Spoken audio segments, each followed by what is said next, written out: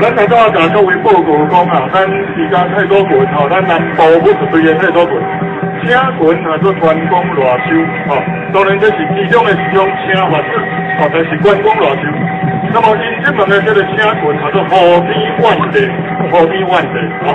那么请群就是基本的功夫里来的啦，哦，你这个群啊请会出来，就表示讲你这门的功夫啊有一定的水准啦，哦。比如讲，咱这个五刀群，泉州五刀群，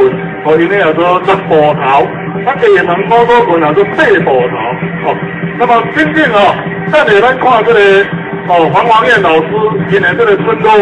另外一种请法，不共款的请法，所以这个请群的学问真